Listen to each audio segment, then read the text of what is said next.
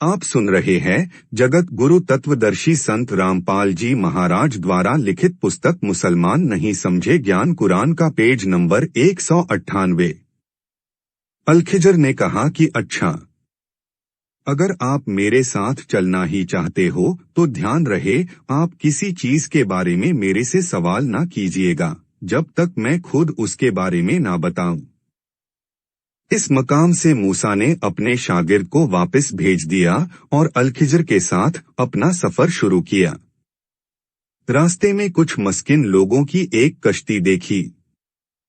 वो मेहनत करते और किराया लेकर लोगों को दरिया पार करवाया करते थे। अलखिजर और मूसा उस कश्ती पर सवार हो गए। सफर के दौरान अलखिजर ने उस कश्ती के तख्ते तोड़ दिए और कश्ती में पानी भरने लगा। लोग पानी बाहर फेंकने लगे और जैसे तैसे डूबने से बचे। ये देख मूसा ने इसे नापसंद फरमाया और अलखिजर से बोले, क्या लोगों को डुबाने का इरादा है? इस पर अलखिजर ने जवाब दिया कि मैंने पहले ही कह दिया था कि आप मेरे साथ सब्र नहीं कर सकेंगे। मूसा ने कहा कि मेरी अक्ल ने काम नहीं किया, मुझे क्षमा कर दीजिए, आगे ऐसी गलती नहीं होगी। फिर वह दोनों आगे चले और एक लड़के से मिले। अलखिजर ने उस लड़के को मार डाला। ये देखकर मूसा बोले, क्या आपने एक बेगुनाह की जान ली, और वो भी किसी के खून के बदले में नहीं। ये तो आपने बड़ी घटिया और बेहद नापसंदीदा हरकत की। इस पर अलखिजर बोले, मैंने आपसे कहा था कि आप मेरे साथ रहकर हरगिज सब्र नहीं कर सकेंगे। मूसा ने जवाब दिया कि अब अगर मैं आपसे किसी चीज के बारे में सवाल करूं तो बेशक मुझे अपने साथ ना रखिएगा, यकीनन आप मेरी तरफ से हद उजूर को पहुंच चुके हैं।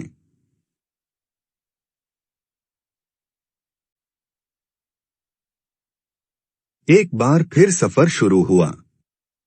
दोनों एक गांव में पहुंचे और मूसा ने खाने के लिए पूछा। गांव वालों ने उनकी मेहमान नवाजी करने से साफ इनकार कर दिया।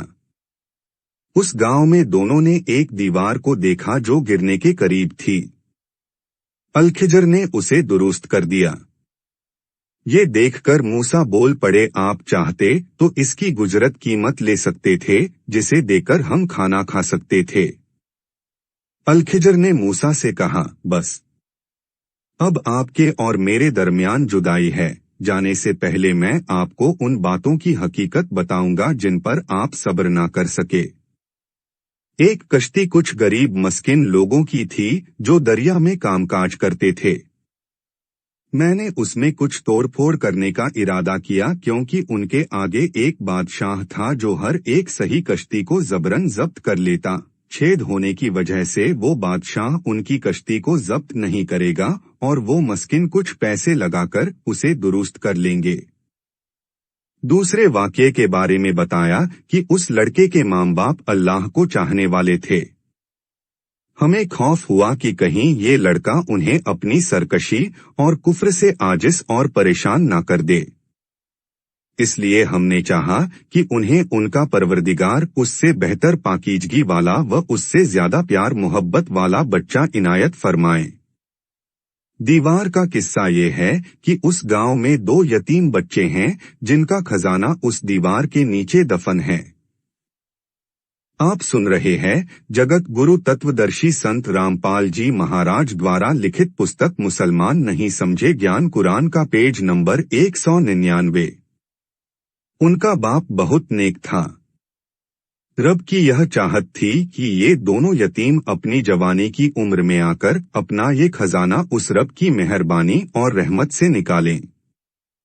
इन तीनों किस्सों की मुहम्मलत करने के बाद अलखिजर एक अजीम अमल बयान करते हुए फरमाते हैं कि मूसा, ये थी असल हकीकत उन वाकियात की जिन पर आप सब्र ना कर सके।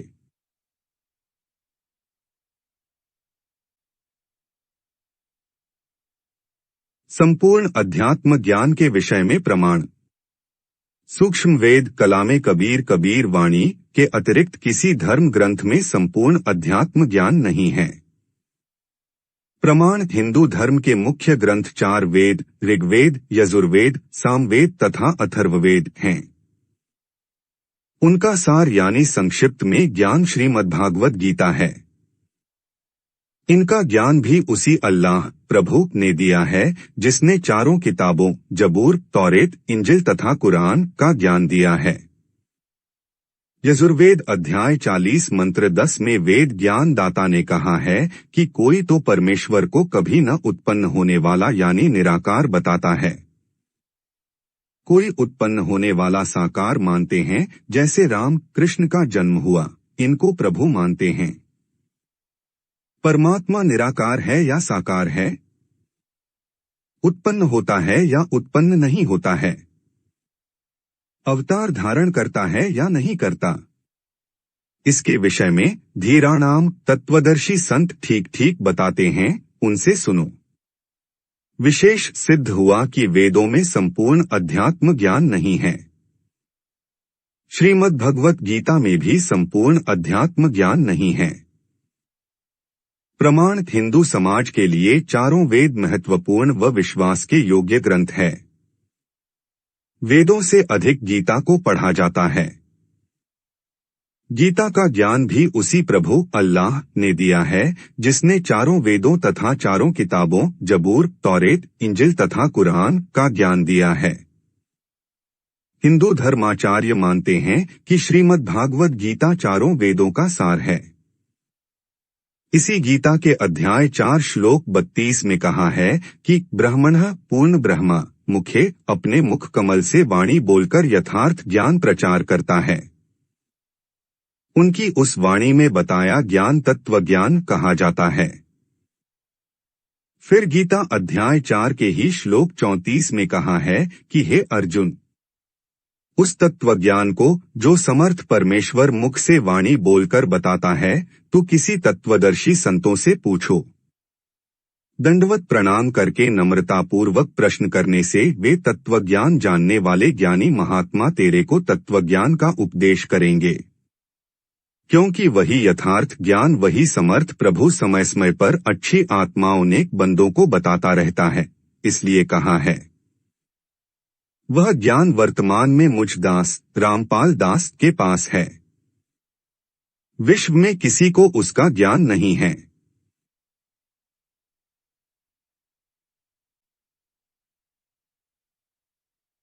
विशेष इससे सिद्ध हुआ कि संपूर्ण अध्यात्म ज्ञान श्रीमद्भागवत गीता में भी नहीं है।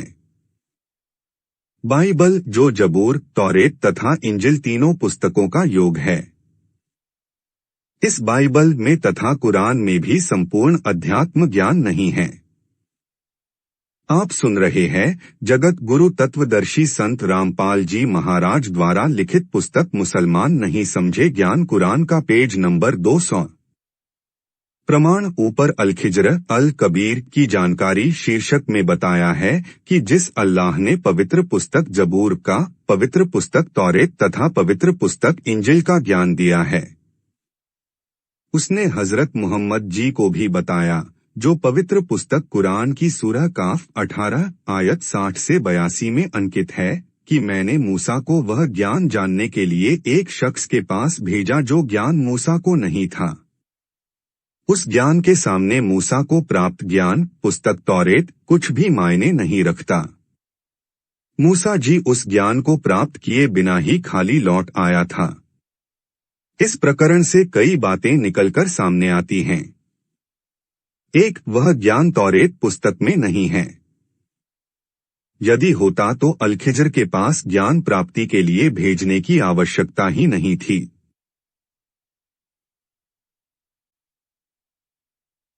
2, पवित्र जबूर, पवित्र तौरेत तथा पवित्र इंजिल का ज्ञान इसी अल्लाह ने क्रमशः हजरत दाऊद, हजरत मूसा तथा हजरत ईशा को एक एक ही बार में दिया था, यानी कुरान के ज्ञान की तरह थोड़ा थोड़ा करके नहीं उतारा था। हजरत मूसा जी तौरेत के ज्ञान का प्रचार कर रहे थे, उसी ज्ञान का सत्संग कर रहे थे। सत्संग के दौरान किसी सत्संगी ने पूछा था कि हे मूसा, वर्तमान में संसार में सबसे विद्वान कौन है? मूसा ने अपने को संसार में सबसे विद्वान बताया था। जिससे मूसा जी के अल्लाह जी ने कहा था कि तेरा ज्ञान अल-खिज्र के ज्ञान के सामने कुछ भी मायने नहीं रखता। इससे सिद्ध हुआ कि तौरेत का ज्ञान अधूरा है। 3 यदि जबूर पुस्तक में संपूर्ण ज्ञान होता तो अल्लाह कह देता कि जबूर वाला ज्ञान तेरे ज्ञान से उत्तम है। वह उस अध्याय में अंकित है, परंतु ऐसा कोई प्रमाण नहीं मिलता। इससे सिद्ध हुआ कि जबूर का ज्ञान भी अल-खिज्र के ज्ञान के समान नहीं है। 4 यदि इंजिल में संपूर्ण ज्ञान होता तो हजरत मोहम्मद को अल्लाह कह देता कि अल-खिज्र वाला ज्ञान मरियम के बेटे ईसा को इंजिल में दे रखा है, परंतु यह भी कहीं प्रमाण नहीं है। इससे सिद्ध हुआ कि पवित्र पुस्तक इंजिल में भी अल-खिज्र अलकबीर वाला ज्ञान नहीं है। विशेष उपरोक्त विश्लेषण से स्पष्ट हुआ कि संपूर्ण आध्यात्मिक ज्ञान पवित्र बाइबल में नहीं है। पवित्र बाइबल ग्रंथ में केवल 3 पुस्तकें इकट्ठी जिल्द की गई हैं। 1 जबूर, 2 तौरेत, 3 इंजिल। इन तीनों का योग बाइबल नाम से जाना जाता है। कुरान शरीफ मजीद में भी संपूर्ण अध्यात्म ज्ञान नहीं है। प्रमाण सूरत फुरकान 25 आयत नंबर 52 से 59 में पवित्र कुरान मजीद शरीफ का ज्ञान देने वाले अल्लाह ने अपने भेजे नबी मोहम्मद अलैहि वसल्लम को इन आयतों में बताया है कि कबीर नामक अल्लाह अर्थात अल्लाह अकबर कादर समर्थ परमेश्वर है। इस बात पर काफिर ईमान विश्वास नहीं लाते। आप उनकी बातों को न मानना। मेरे द्वारा दी गई कुरान की दलीलों से उस कबीर अल्लाह के लिए संघर्ष करना।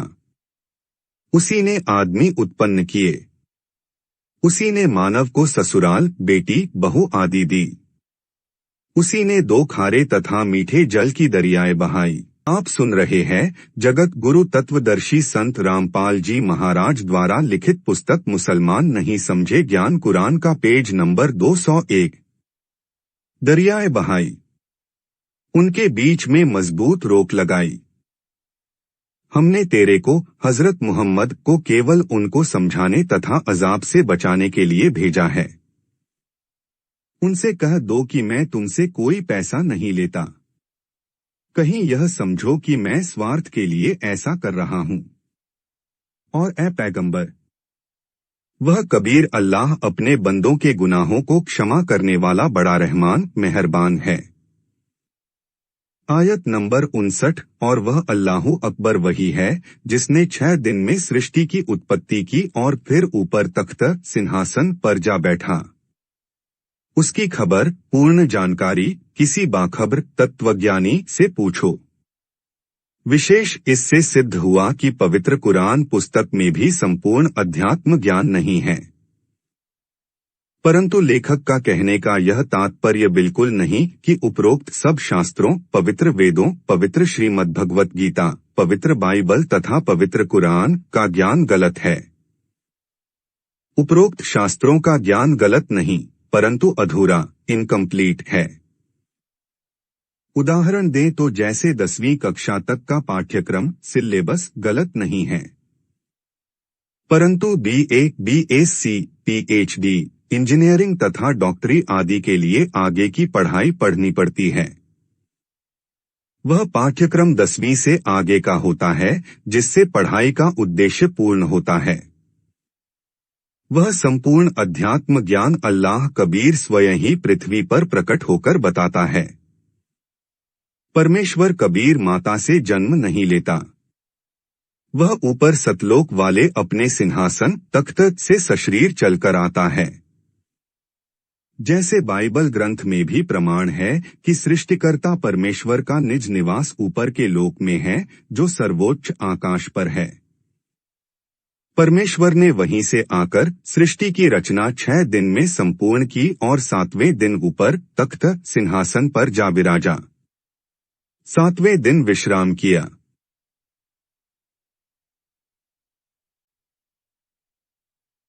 पवित्र वेदों में भी प्रमाण है कि परमेश्वर सबसे ऊपर के लोक में बैठा है। वहां से सशरीर चलकर पृथ्वी के ऊपर आता है।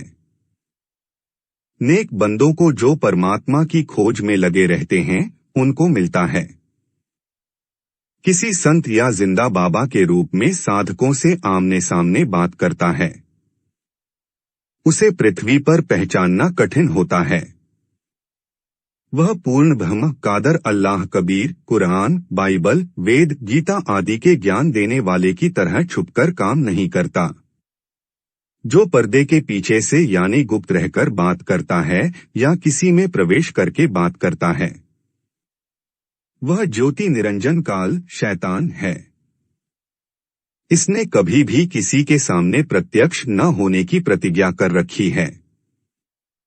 पूर्ण ब्रह्म वेश बदलकर प्रत्यक्ष होकर ज्ञान देता है। अपना परिचय देने के लिए उनको ऊपर वाले लोक में ले जाकर वापस पृथ्वी पर शरीर में छोड़ता है। फिर वे चश्मदीद गवाह आई विटनेस आंखों देखा वर्णन उस कादर अल्लाह कबीर का करते हैं। उससे प्राप्त ज्ञान का प्रचार करते हैं जिसमें संदेह की कोई गुंजाइश नहीं रहती। अब पढ़े वेद मंत्रों में कि अल्लाह पृथ्वी पर आता है।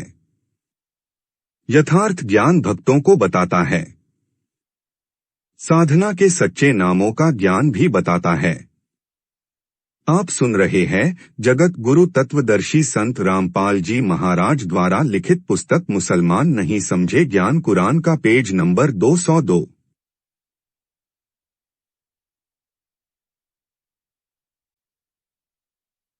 देखें फोटोकॉपी ऋग्वेद मंडल नंबर 9 सूक्त 54 मंत्र 3 की। विवेचन ऋग्वेद मंडल 9 सूक्त 54 मंत्र 3 की फोटोकॉपी में आप देखें। इसका अनुवाद आर्य समाज के विद्वानों ने किया है। उनके अनुवाद में भी स्पष्ट है कि वह परमात्मा भुवनोपरि संपूर्ण ब्रह्मांडों के ऊर्ध्व अर्थात ऊपर तिष्ठति विराजमान ऊपर बैठा है। इसका यथार्थ अनुवाद इस प्रकार है। अयं यह सोमः देव अमर परमेश्वर सूर्य न के समान विश्वानी सर्व को पुनः पवित्र करता हुआ भुवनोपरि सर्व ब्रह्मांडों के ऊर्ध्व अर्थात ऊपर तिष्ठति बैठा है। भावार्थ जैसे सूर्य ऊपर है और अपना प्रकाश तथा उष्णता से सर्व को लाभ दे रहा है, इसी प्रकार यह अमर परमेश्वर जिसका वेद के मंत्रों में वर्णन किया है, सर्व ब्रह्मांडों के ऊपर बैठकर अपनी निराकार शक्ति से सर्व प्राणियों को लाभ दे रहा है तथा सर्व ब्रह्मांडों का संचालन कर रहा है। आगे वेदों में प्रमाण है कि परमेश्वर ऊपर के लोक से चलकर आता है, अच्छी आत्माओं को मिलता है, उनको संपूर्ण अध्यात्म ज्ञान अपने मुख कमल से वाणी बोलकर बताता है, भक्ति करने की प्रेरणा करता है, साधना के यथार्थ मंत्रों का आविष्कार करता है, पृथ्वी पर कवि जैसा आचरण करता हुआ विचरण करके स्थान स्थान पर जाता है। जो भक्ति पर लगे नेक बंदे होते हैं उनको यथार्थ भक्ति मार्ग बताता है। अब देखें वेदों की फोटोकॉपियां तथा लेख द्वारा किया गया विवेचन। देखें फोटोकॉपी वेद मंत्रों की। प्रमाण ऋग्वेद मंडल नंबर 9 सूक्त 86 मंत्र 26 से 27।